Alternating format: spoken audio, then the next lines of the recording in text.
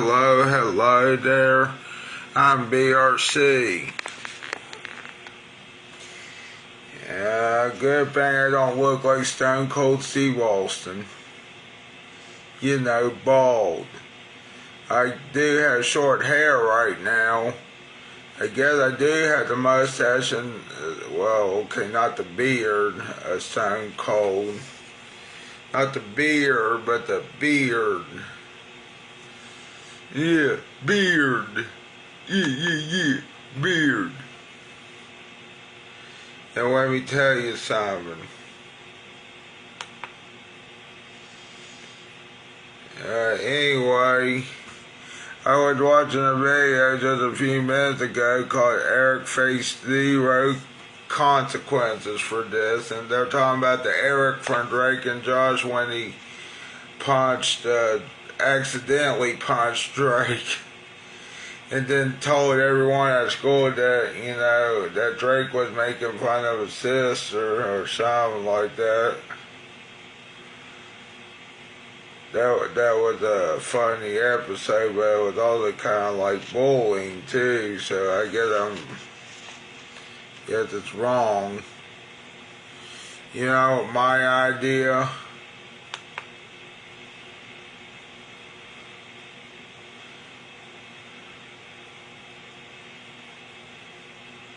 Hold on, man, I tell ya.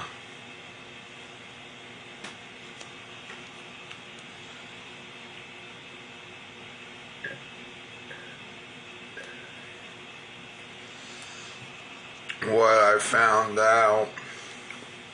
I think I lost my high-pitched voice for right now. They get the damn weather change or something. I don't know. No.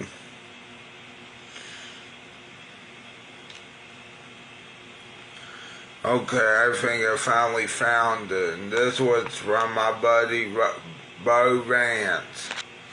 Okay, right here he's with a cutout with Dale Earnhardt Sr.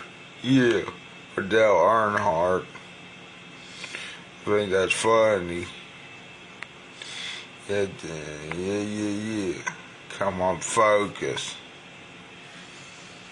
Okay, there we go. Yeah, Bo Vance with Dale Earnhardt cutout. Yeah.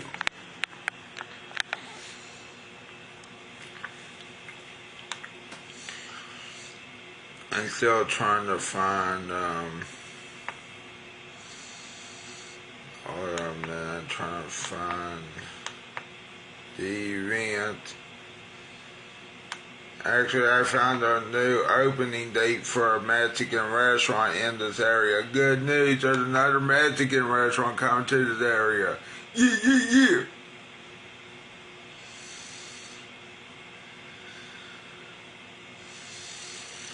Opening date coming soon. Casa Garcia Mexican restaurant. I think it's going to be in South Charleston still yet, but in Spring Hill Park of South Charleston, but that area needs it bad.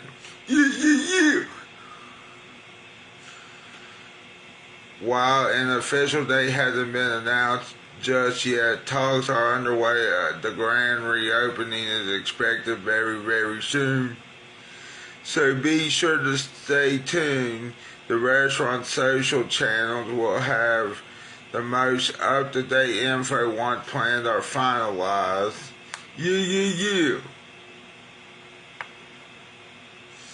We can't wait to welcome everyone back to enjoy your favorite Mexican dishes, good vibes, and community spirit at Casa Garcia.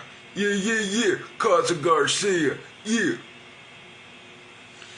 4843 McCorkle Avenue Southwest, South Charleston, West by God, Virginia, or if you want to be with the devil, West by Lucifer, Virginia. Yeah. or just West Virginia for that matter. You don't have to say by God or by Lucifer. Yeah, especially that one that when I said that pepperoni roll eating contest. Yeah, I am from Boca, West by Lucifer and God. Don't worry, Virginia. Yeah. Yeah, I should have said I'm from Boca, West Virginia. It's a dot on the map, yeah, because the mascot's the polka dot.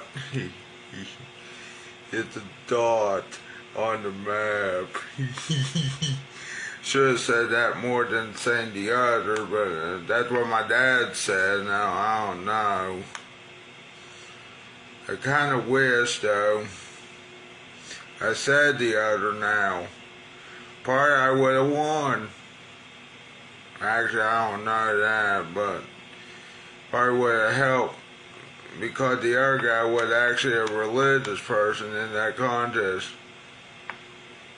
Yeah, he was from a church and then he was in an eating contest. Yeah, eating contests are fun and don't discriminate, apparently. You know what, though? Hopefully they allow me back in that one. I like that one. It was tough, though, to get down those pepperoni rolls. I almost choked to death, I think, on those two.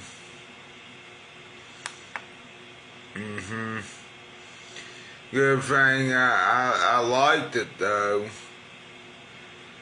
Not getting choked, okay, but I liked the pepperoni roll. It was a little bit spicy, though, but other than that, why would I like being choked? Okay, real quick here. That sounds like a fetish. Yeah, I like being choked,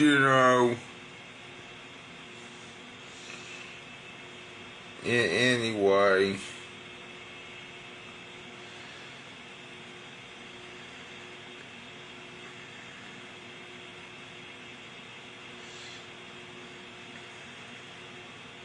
Yeah, choke me harder. Okay, I'll stop.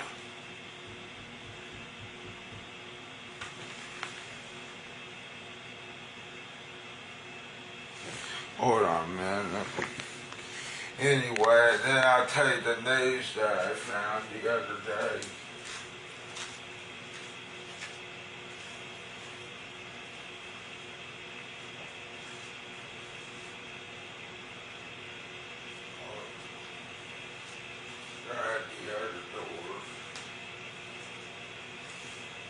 I was getting worried that they were at this door, but they're at the other door.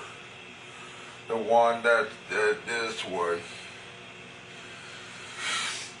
Yeah, I was gonna play a song for you, but the song, I guess, inspired Charles Manson to just think the world was gonna end,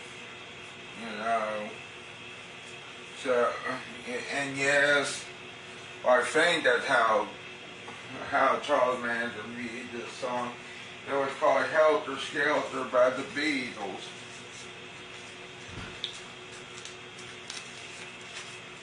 The hell?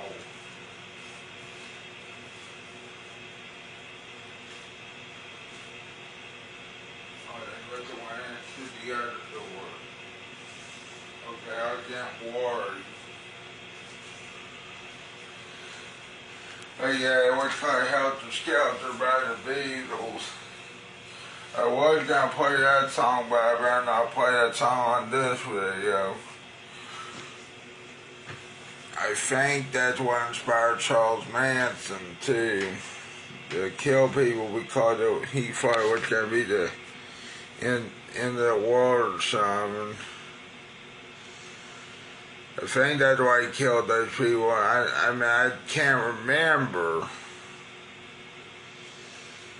But I think he also got inspired from that song thinking the world was going to end in the 60s.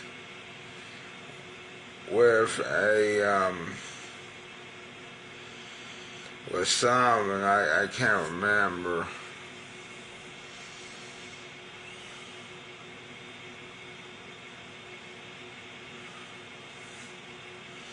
But anyway, the Putnam County Fair is gonna have their own version of a Super Bowl. No, it's not a football game, but it's actually, we're going to be eating soup. That's if I do this event. But anyway, it's called the SOUP-ERBOWLLUNCH Lunch. Super Bowl Sunday, February 8th, noon to 1:30 p.m. $7 for your choice of soup, bread, and drink. Yeah, fundraising time. I'm waiting for KFC to come to here. Yeah, I got KFC coming to here. Through, I guess, DoorDash or the KFC app. Yeah, KFC. Yeah. I had them yesterday too, then I got sick, so I actually want to eat it again, you know. But this time from a different location, because, you know, if the same location made me sick, you know, that's gonna be sad. KFC, yeah, KFC. But anyway, let me read you the Super Bowl lunch description. Join us Super Bowl Sunday for soup or pre-game lunch, or as I like to call it, the soup luncheon. Which, for those who don't know, I think luncheon is a fancier word for lunch, I think. Gino's Pizza and Spaghetti House, even though it's not a fancy restaurant, it's more like a casual dining fast food place that's from around here, supposedly. Usually use the word luncheon. I would use the word luncheon too. It says, come hungry to pick your super sweet auction fundraiser items. Which, you know, I want to check that out too. However, or just come hungry, you know, I'll just come hungry, but I also want to see these items, even though they're sweet cakes and stuff. Yeah, or just come hungry to the Eleanor Volunteer Fire Department at 600 Roosevelt Boulevard, P.O. Box 381, Eleanor, West Virginia. Okay, people. And then the Eleanor Volunteer Fire Department building, where we will be offering a $7 lunch special to raise funds for the 2026 Putnam County Fair.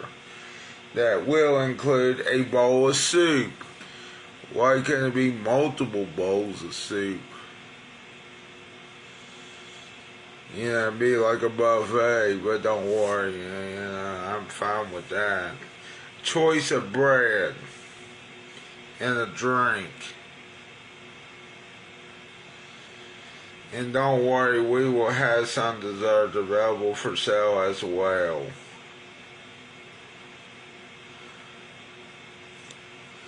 Yeah, I like a good old-fashioned Putnam County or county fair. Sometimes, depending on the county fair. Especially if they have an eating contest even this year. But they haven't done a county fair around here yet. Which is sad that they haven't, but they gotta wait until it gets warmer outside, you know. You know, they gotta wait until it gets warmer out there.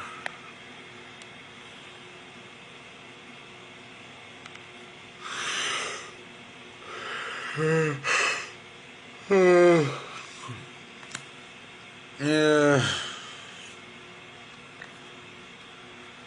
And then it also says, don't worry, new this year, immediately after lunch, 1:30, the Turquoise Rhinestone will be hosting a trucker hat party where you can make your own custom trucker hat with up to free patches for $26.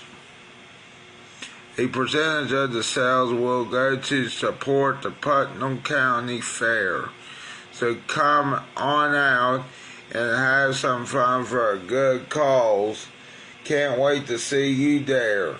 Noon to 1:30, $7.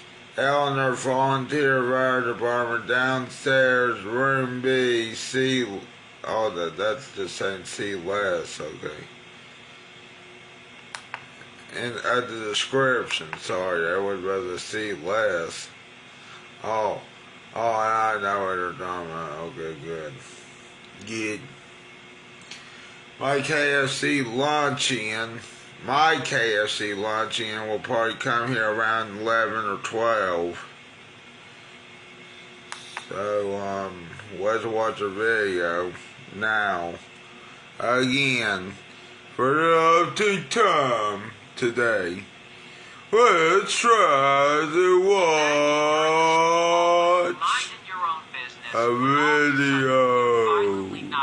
People stare at your unconscious body like you're a zoo animal. And when you finally... Well, just not that video, though.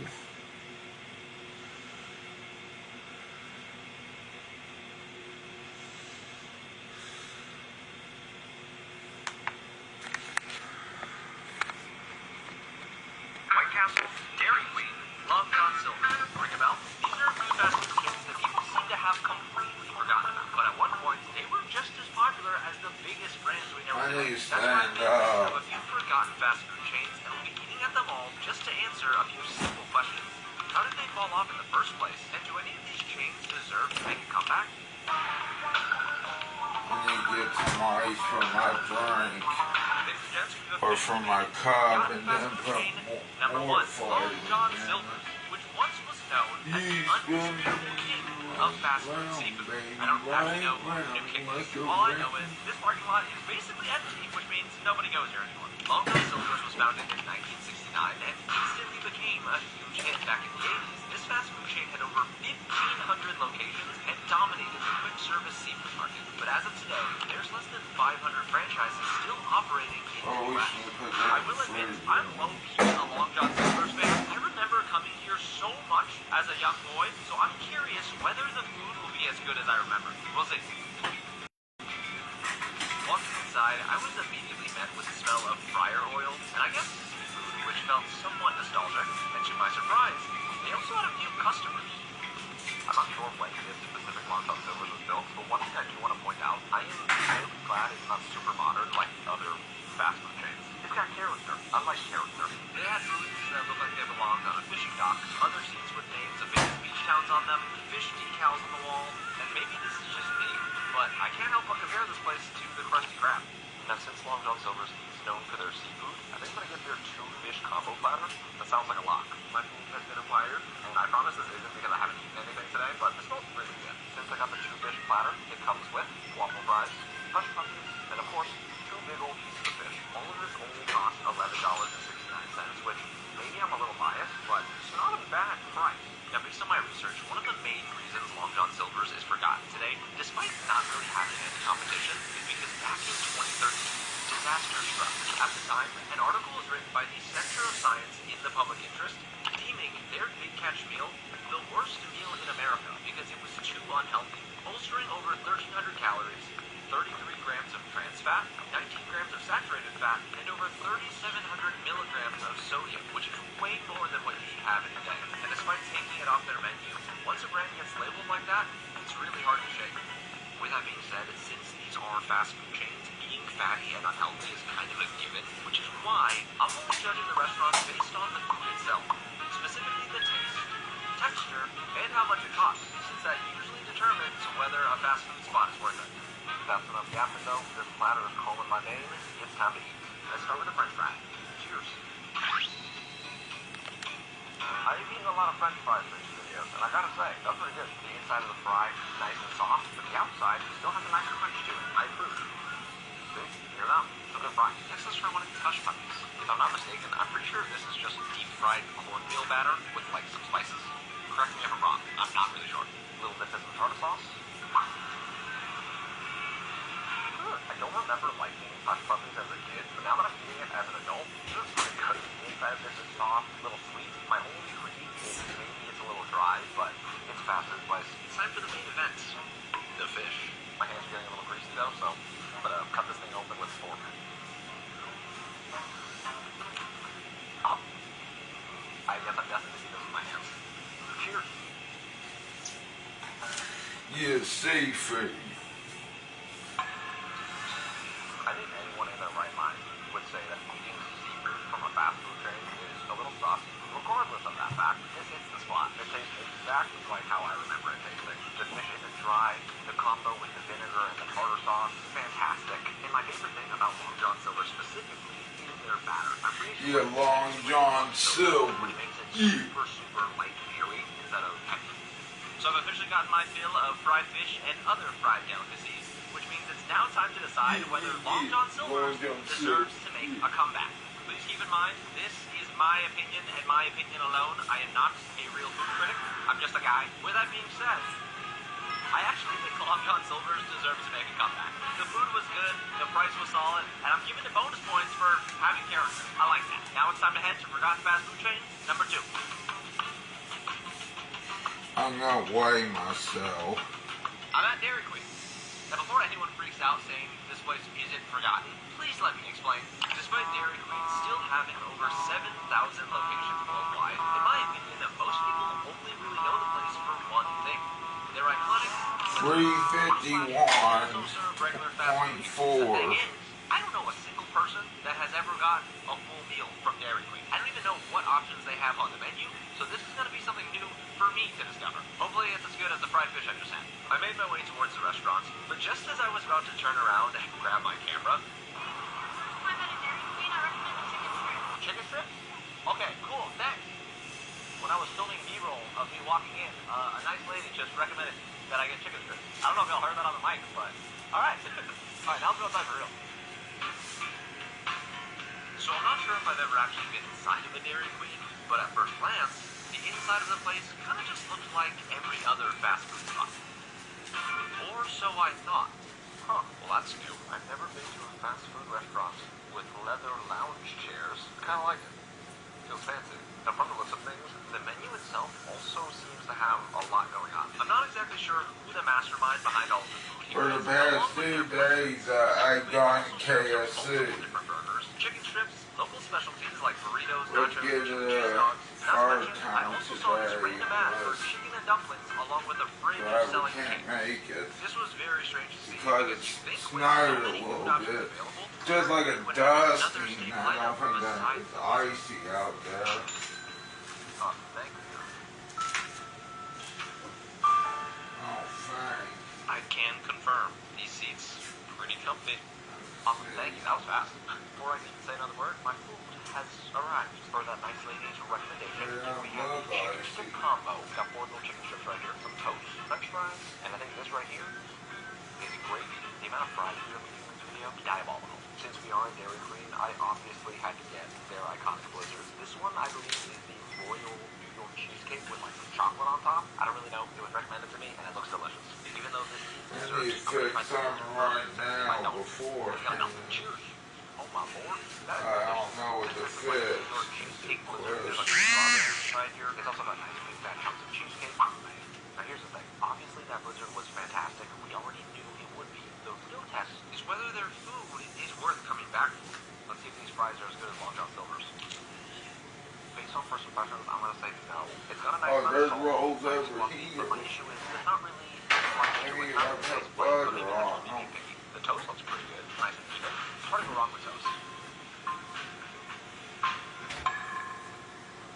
So far, besides the blizzard, we're not off to a great start, but the lady out front did recommend the chicken tenders specifically and not the bread or the fries. The good news is the chicken tenders do look crunchy. Fingers crossed. Since they came with gravy, I think we gotta do a big old dunk.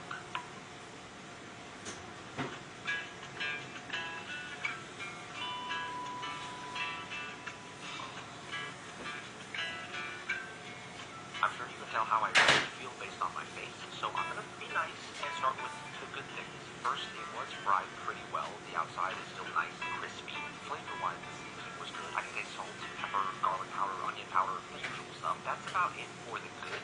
Now is when we get into not so great territory. I'm not really sure what's going on with the inside of the chicken. The meat kind of tastes like mush. Usually it's overcooked or something. I'm used to it being kind of stringy, but this is unique to say the least. I'm gonna take one more bite though, just to make sure I'm not tripping, this time without the gravy. Yeah, I don't know what's going on here. The saving grace of this entire meal literally is this blizzard. Taking all of that into account, I'm gonna say Dairy Queen does not deserve a comeback. The price of everything wasn't bad, but that doesn't really matter if the food isn't good. And in my humble opinion, maybe they should just consider selling desserts. On to forgotten fast food chain number 3.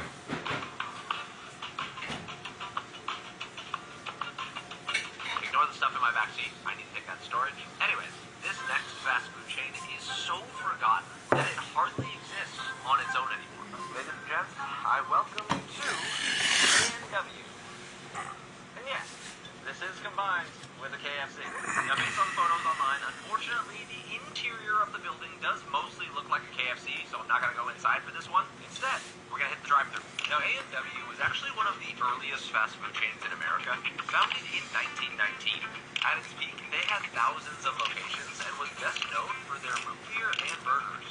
But sadly, as the fast food world got more crowded and bigger chains expanded faster, A&W just couldn't keep up. Instead of fighting to stay a standalone brand, most of their locations ended up merging with other chains like this one, so even though technically they're still around, you'd never really notice them.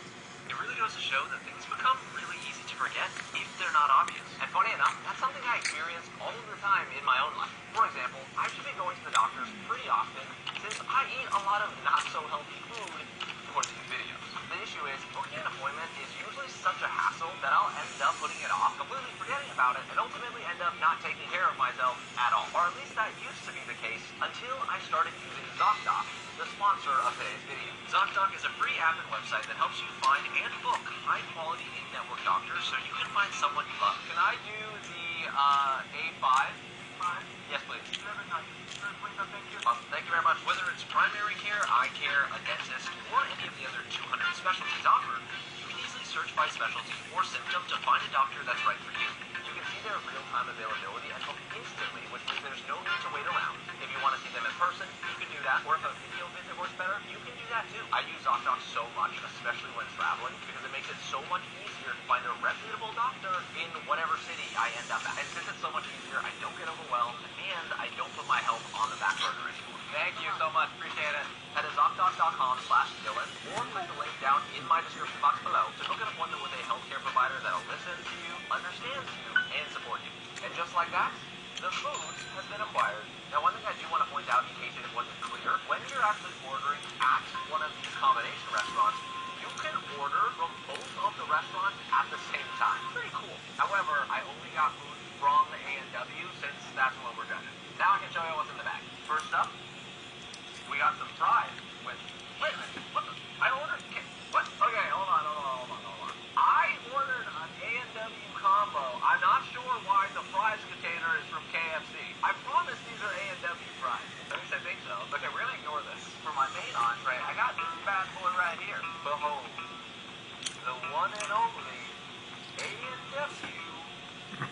Dear God, that does not look good.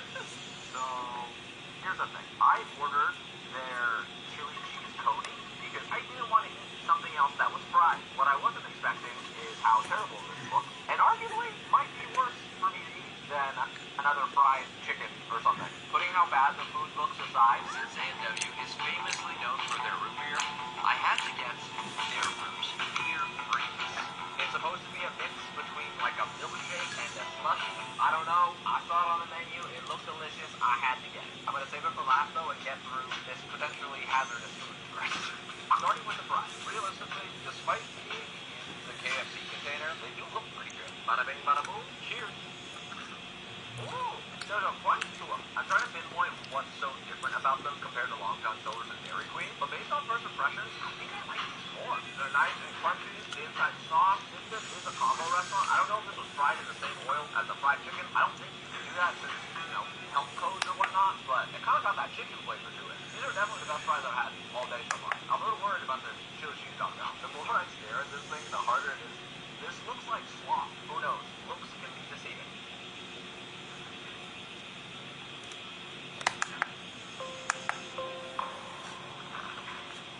Okay, the good news is that wasn't as bad as I was expecting. The bad news is it still wasn't good. Honestly, all I could really taste was the cheese, which may have honestly been a good thing. The rest of the coney dog was pretty bland for the most part. I usually like chili cheese dogs too, but the texture of this one was where it completely lost me. I don't even know how to explain it. So far it's 1-1 for good and bad items, which means the tiebreaker is this root beer freeze. Cheers!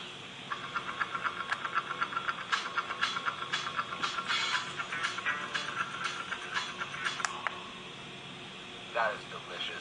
I know there are controversial opinions about root beer. Personally, I think if you don't like root beer, you're wrong. This is absolutely fantastic. Just as described, it is a fantastic blend of a milkshake slash a slushy slash... I used to hate root beer. deliciousness. Now I don't, and now I like it.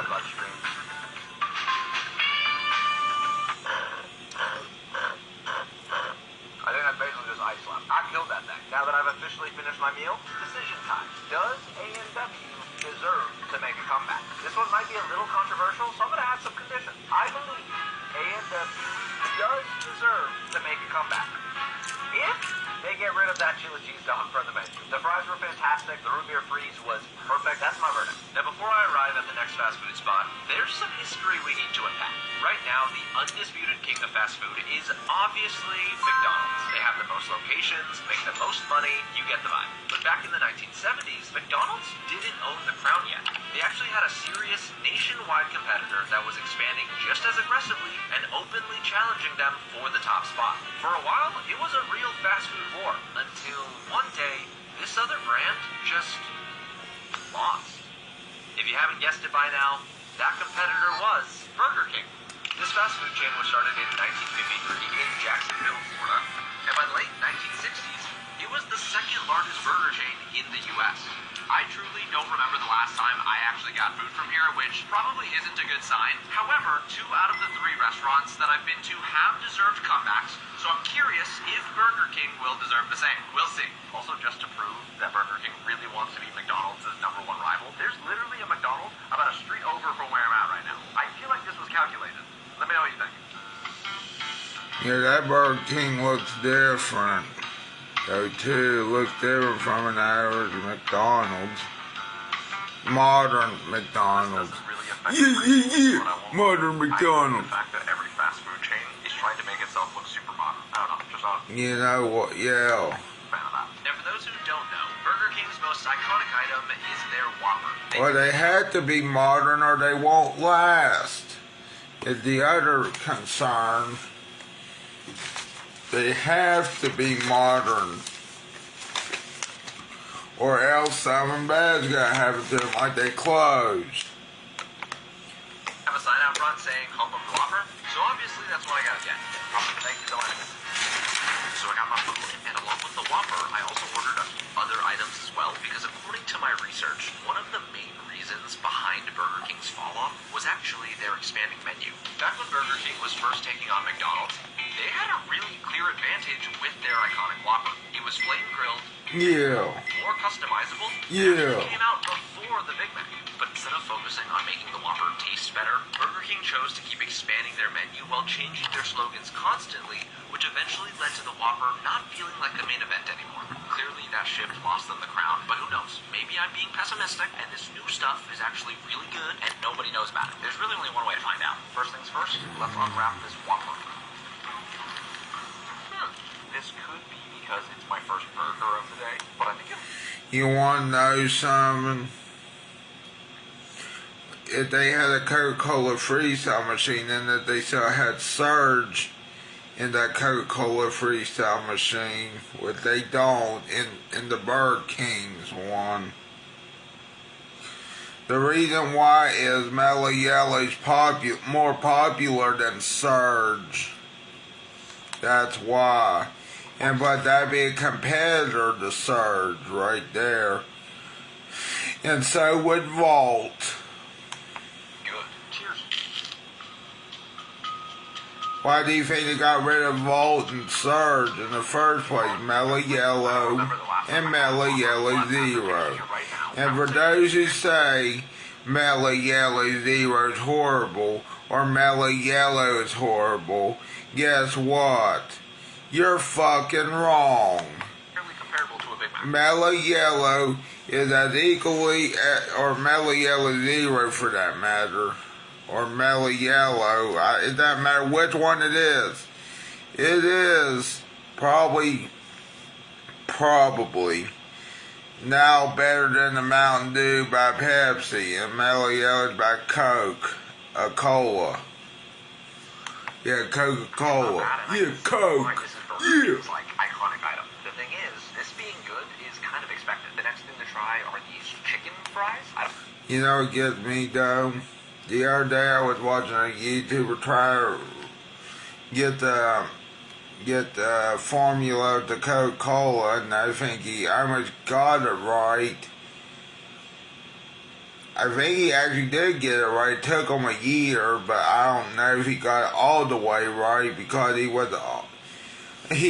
originally was trying to get decocified coca leaves from Peru too to make it like the old recipe, but it ended up being seized at customs, I guess, or at some, even though they were decocified coca leaves. I don't think I've actually ever had these before. Or as far as I know, extracted coca leaf. I don't know how he said it. It's the second most recognizable item. Let's see what this looks like. If I can open the box. Oh. I meant you would think. Totally honest here, these do not look that appetizing. Are these basically just long chicken nuggets? Chewy. Flavor's not bad, but texture-wise, it's a little flimsy. Zero crunch. I don't know if it's supposed to have some crunch, but I think it's needed. I'm also starting to get a little full from all of the food today, but I still have another burger to try. Next up is their Bacon King. Let's see what this looks like. Okay, now this just feels like Burger King trying to do too much. We got 2 packs. Either the next drug they're going to legalize, maybe, but it has to be controlled though, right now. After they legalize marijuana, what are they going to legalize next as a drug is my question to you. I say it's going to be not recreationally, but I'm going to say medicinally, or just for science reasons or religious reasons. It's probably going to be cocaine that's next. You know, if we're being honest, I'm not going to say cocaine should be legal because, you know, it's a highly addictive drug. I don't know. I haven't tried it, but good thing I haven't tried it. Maybe I might become addicted to it. I don't know. But to be honest with you, the argument is about cocaine. Or at least I think it's about the argument about cocaine. They've been using it for years before it became illegal. It's still being used to this day, illegally, by the way. Now, I know it's a drug, it kind of feels like Burger King just threw stuff at the but wall and hope it stopped. Taking that into account, the other argument is there's a plant in New Jersey that gets coca leaves. Now, unfortunately, the next forgotten fast food chain doesn't have a single location. Oh no. So it's time for me to hop on a plane and make From what I gather, and I guess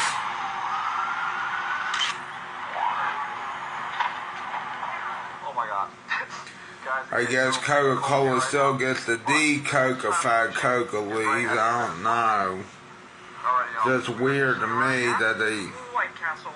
For those who don't know, White Castle was founded in 1921 in Wichita, Kansas, and it's actually the oldest fast food hamburger chain in America. But despite being decades older than McDonald's, White Castle only has a few hundred locations in the U.S.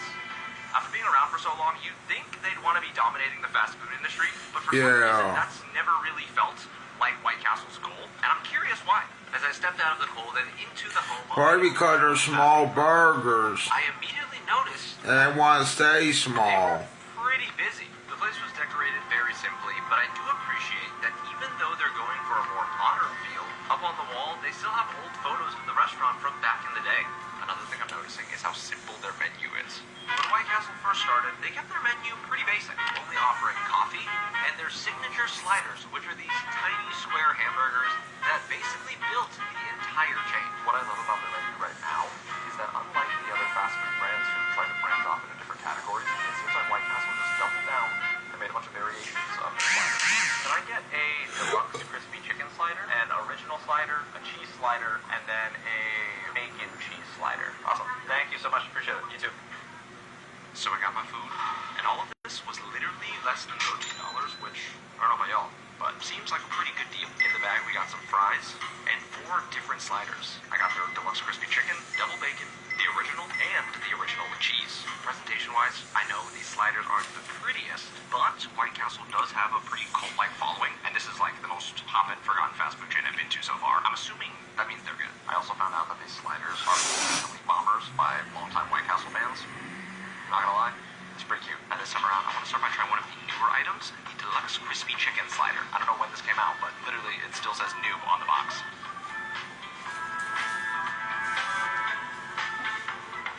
I'm actually very surprised. That chicken is way crispier than I thought it would be. I'm gonna give the rest of my thoughts after I try the other slider variation. Let's check out the bacon cheese. Okay, here I am being surprised again. This bacon is also crispier than I thought it'd be. After trying both of their slider variations, I'm impressed.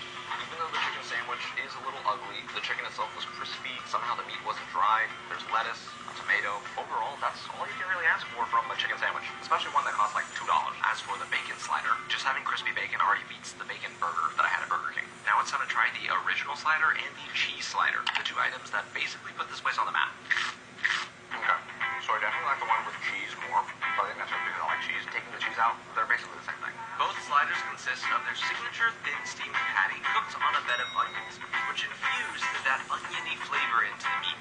There's a pickle slice for that touch of acidity, and since they were so small, they went down pretty easy. Not to mention, these are pretty good fries. So I'm officially done with them sliders at White Castle, which means the only thing that's left to do is answer the question, does White Castle deserve to make a comeback? After careful consideration, I'm gonna say they don't deserve to make a comeback. Hear me out.